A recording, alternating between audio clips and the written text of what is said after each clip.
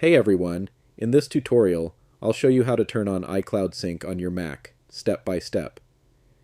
iCloud Sync allows your files, photos, contacts, and other data to automatically stay updated across all your Apple devices. So if you make a change on your Mac, it will instantly reflect on your iPhone or iPad as well. Let's get started. First, click on the Apple logo in the top left corner of your screen. From the drop-down menu, select System Settings.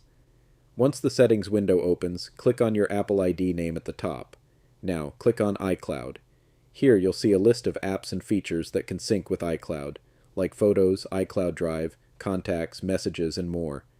To turn on iCloud Sync, simply click on any app and toggle the switch on.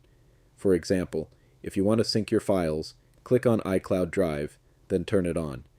You can also enable syncing for other apps depending on what you want to keep updated across your Apple devices. Once enabled, your data will automatically sync between your Mac, iPhone, and other Apple devices using the same Apple ID.